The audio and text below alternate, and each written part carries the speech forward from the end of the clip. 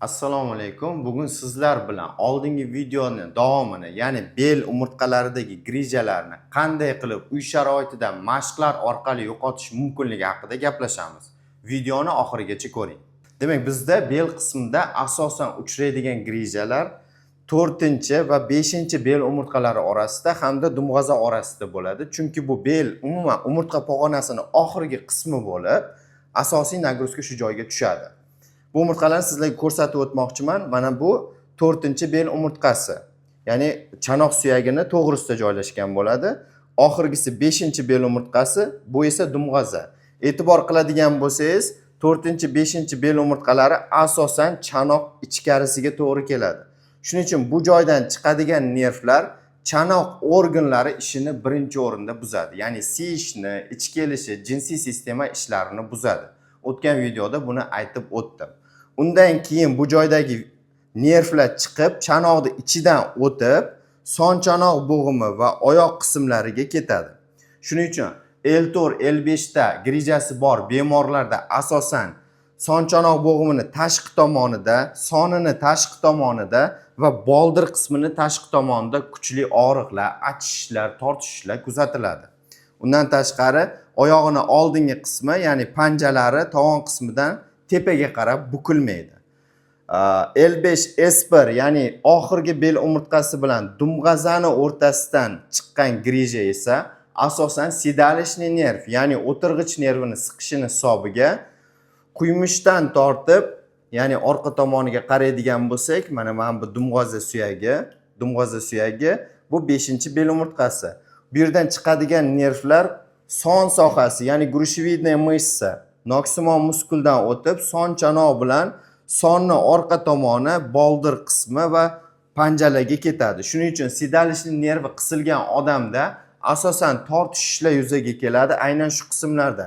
Ya'ni bitta nuqtada noksimon muskul qisib qolgan bo'lsa, bu nervni bitta tochkada, dumbada og'riq bo'ladi. Sonni orqasi tortishadi, boldirni orqasi tortishadi va oyoqni pastki qismi, panja qismi yaxshi sezmaydi, xuddi yostiqcha turganda sezuvchanlik yo'qoladi. Ustki qismida esa achishib og'rishlar, panjalarda achishib og'rishlar bo'lishi mumkin bo'ladi. Endi bu grijalarni ikki xil usulda davoladi. Roy Martini bo'yicha umurtqa pog'onasini siz oldinga bukish hisobiga grijani kamaytirishingiz mumkin, yo ikkinchisi esa orqaga bukish orqali bu grijalarni, disklarni ochib kichraytirish mumkin. O'tgan safar videomizda aytib o'tdim, grijalar bizda ikki xil bo'lishi mumkin. Ya'ni ichki, tashqi. Ichki grija bu suyakni o'ziga, ya'ni orqa miya kanaliga chiqmaydi, suyakni o'ziga kirib ketishini hisobiga yuzaga keladi. Shimorli grijasi deydi. Shimorli grijasini asosiy sababi, sizda agar suyaklar yumshab qolgan bo'lsa, ya'ni osteoporoz kasalligi bo'lsa, grija ichkariga o'sadi. Bu hech qanaqa xavf tug'dirmaydi agar sizda grija katta bo'lmasa. Ikkinchisi esa orqa miya kanaliga o'sib chiqadigan grijalar. Orqa miya kanali, misol uchun bir xillarda 4 mm, 5 mm bo'ladi. Travmatolog, ortopedga borsangiz 4-5 mm unaqa katta xavf tug'dirmaydi, yo 3 mm xavf tug'dirmaydi, kichkina grija hech narsa qilmaydi deb aytishadi, lekin bu относительно, ya'ni условный narsa hisoblanadi. Chunki tug'ma ba'zilarda orqa miya kanali tor bo'ladi. Ular uchun misol uchun 5 mm grija ham boya aytib o'tganimdek chanoq organlariga muammo tug'dirishi mumkin, sedalishniy nervni siqib qo'yishi mumkin.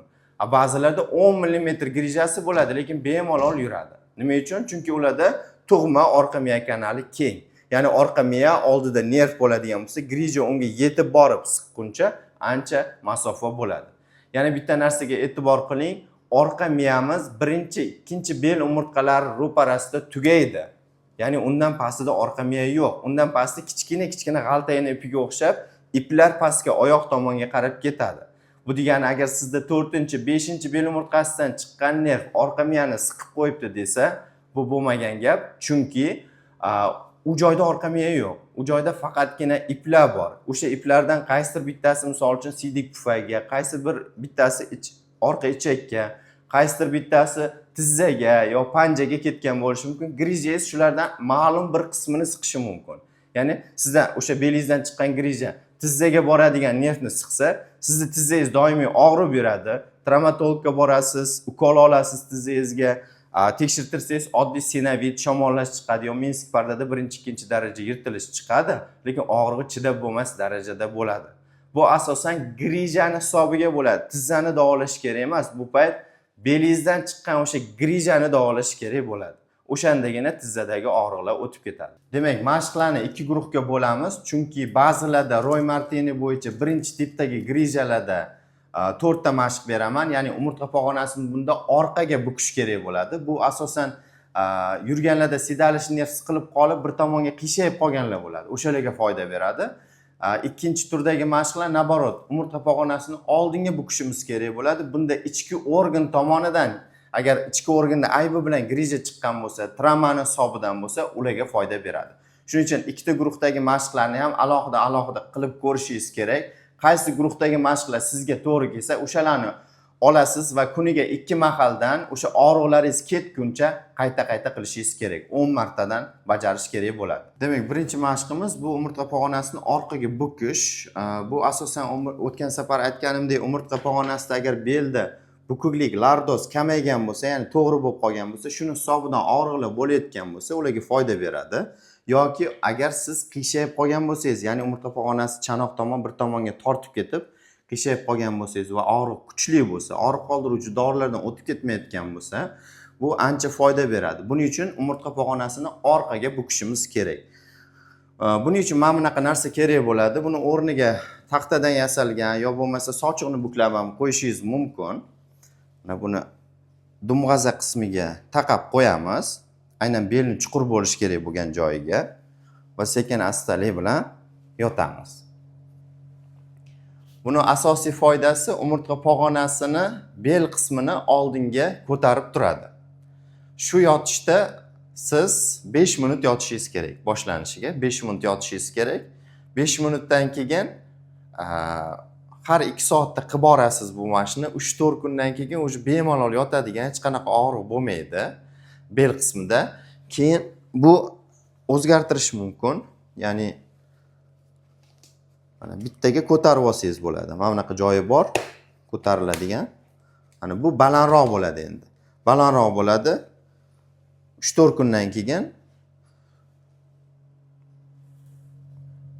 shu holatga o'tasiz. Ya'ni bunda bel uchun diskomfort bo'ladi. Chanoq yerdan uziladi. Sekin astalik bilan qo'yganingizda 5 minut davomida umurtqa pog'onasi cho'zilib, shunga moslashadi. Buni ham yana bir 7 kun, 8 kun davomida qilishingiz kerak bo'ladi shunga moslashish uchun. Har safar 5 minutdan har 2-3 soatda qilib borish hisobiga belingizdagi egiklik ko'payadi va og'riq sekin astalik bilan oyoqqa berayotgan og'riq kamayib boradi. Ikkinchi mashqimizda ham shu narsadan foydalanamiz. Belimizga qo'yamiz. Qo'ygan holda oyoqni uncha baland bo'lmagan o'sha og'riq bo'ldimi to'xtating. Holatda xuddi velosiped haydagandek aylantiramiz. Misol uchun 4-5 marta qildingiz, oyog'ingiz tolib qoldi yo belingiz og'ridi, sekin tushirib olasiz. 1 minutcha dam olasiz, keyin yana shu mashqni qaytarasiz. Bu mashqda xuddi velosipedda aylantirganingiz uchun oyoqni beldagi muskullar ishlaydi va o'sha sohadagi muskullarni nasosga o'xshab qisqarib bo'shashishini hisobiga umurtqalar orasidagi disk tiklanib boradi. Ya'ni bu mashqni uzoq vaqt 6 oy, 8 oy davomida qilishni hisobiga siz grijani ancha 50% gacha qisqartirib olishingiz mumkin. Demak, keyingi mashqimizda biz bellarni aylantiramiz. Buning hisobiga belni ikki chetidagi mushaklar ishlashini hisobiga tortishlar kamayadi. Buning uchun tizzalarni bukib 10 martadan chapga belimiz aylanishi kerak va o'ngga shoshmasdan qiling mashqni. Sekin buraladi. Og'riq bo'lgan joyda to'xtaymiz va shu holatda 10 sekund ushlab turamiz. Keyin ikkinchi tomonga qilamiz. Bunda ham 10 sekund ushlab turamiz. Shunaqa qilib 2-3 daqiqa davomida bu mashqni qaytarishingiz kerak bo'ladi. Demak, keyingi mashqimizda mana bunaqa rezin kerak bo'ladi. Oyog'ingizga o'tkazib olasiz, ikkinchi uchini qimirlamaydigan biror narsaga bog'laysizda 10 martadan orqaga va oldiga cho'zishingiz kerak bo'ladi. Buni hozir ko'rsatib o'taman. Mashqimiz buni yotgan holda bajaramiz, 10 marta bu ham bajariladi. Buning uchun oyoqni tortib, rezinkani bo'shashtiramiz. Tortib, bo'shashtiramiz. Demak, keyingi guruh mashqlarga o'tamiz. Boya aytib o'tganimdek, bel mashqlarini ikkiga bo'ldik. Birinchi guruhda biz asosan umurtqa pog'onasini orqaga bukishga harakat qildik. Ikkinchi guruh mashqlari esa umurtqa pog'onasini naborot oldinga bukishga mo'ljallangan. Ba'zilarda bu foyda beradi. Buning uchun mana bunaqa koptok olsak ham bo'ladi. Bunda ham qilish mumkin. Yana bitta narsa, bizda ota-bobolarimizda nimaga grija, sidalishni nerv kamdan kam uchragan. Ular asosan otga minishgan. Otga minganda bilsangiz, otga minib egarda ushlagandan keyin, ya'ni bel qismini o'zi oldinga, orqaga harakatlanadi. Ya'ni govda bilan emas, otga mingan tasavvur qilsangiz, chanoqda o'zi oldinga, orqaga bukilishini hisobiga bel doimiy harakatda bo'lgan. O'shaning hisobidan ikkita umurtqani orasidagi mushaklar mana ikkita umurtqa bo'lsa, doimiy mana bunaqa harakat bo'lgandan keyin mana bunaqa harakat. Oradagi qisqa mushaklar tinimsiz qisqarib bo'shashgan. Buning natijasida o'sha joyda grija hosil bo'lmagan, o'sha joyda qon aylanishini hisobiga disk yemirilmagan, hech qanaqa treshina bo'lmagan grija o'sib chiqishi uchun. O'sib chiqqan taqdirda ham bu joydagi mushaklar tinimsiz qisqarishini hisobiga mushaklarga oziq ko'p kelgan va treshinalar yamalgan. Grija esa tez so'rilib ketgan. Xuddi shu prinsipdan biz ham foydalanishimiz mumkin. Nimagadir buni mashqlari internetda ko'rmaganman bu mashqni, lekin aynan shu mashqni kasallarimizda qo'llaganimda 6-8 oy davomida bularda ham grija so'rilishi, qisqarishi MRTda tasdiqlangan. Bu mashq qanaqa? Xuddi otga mingandek, mana bunaqa katta koptokni ustiga o'tirsangiz bo'ladi. Agar bunday bo'lmasa, baloni bor, kreslolar bor. O'shani ustiga o'tirib olsangiz ham bo'ladi. Oldiga nimadir qo'yasiz, ushlab olasiz. Ushlab olgandan keyin belingizni to'g'ri tutib, gavdangizni to'g'ri tutasizda, bel kindigidan pastini o'zini qimirlatasiz. Ya'ni faqat belingiz bukilib yozilsin. Mana shunaqa ushlab olib, yo koptokni o'zida ham qilsangiz bo'ladi. Iloji boricha faqat belni bukib yozishga harakat qiling. Faqat belingiz borib kelsin. Buni ham 2-3 daqiqa davomida qilasiz. Kuniga 4-5 mahal qilaversangiz bo'ladi. Chunki bu hech qanaqa nagruzka bermaydi belga. Demak, bu mashqni ham ustiga yotganda 5-10 daqiqa yotasiz. Kuniga 4-5 mahal qilishingiz mumkin. Bunda to'liq orqa pastga qarab cho'zilishini hisobiga orqada ekstenzor deymiz, umurtqaning ikki chetidagi mushaklar bo'shashadi va og'rig'ingiz kamayadi. Demak, keyingi mashqimiz ham umurtqa pog'onasini oldinga bukish hisobiga orqadagi mushaklarni cho'zish va bo'shashtirishga asoslanadi. Bunda ham beldagi, oyoqdagi og'riqlar kamayadi. Buning uchun yotgan holda tizzalarni bukasiz va o'zingizga tortib ushlab turasiz. Bunda boshni ham tizza tomonga bukishingiz kerak bo'ladi. Keyin oldinga, orqaga qimirlaysiz.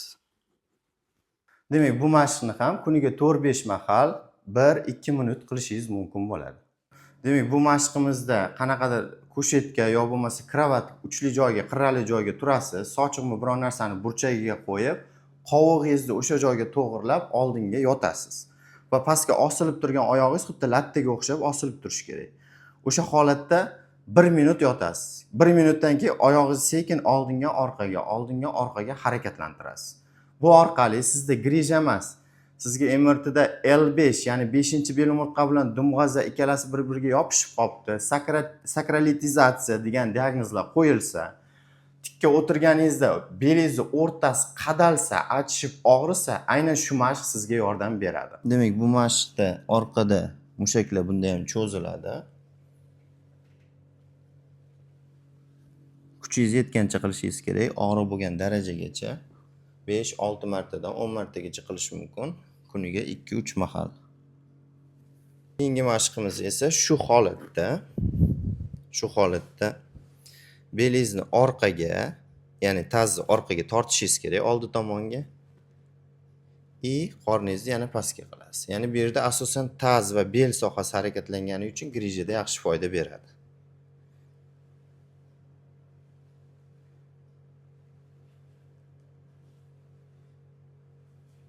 Buni ham kuniga 2-3 mahal 4-5 martadan 10 martagacha qilishingiz mumkin. Bu mashqlarni bajarish orqali siz o'zingizni, grijangizni uy sharoitida davolashingiz mumkin.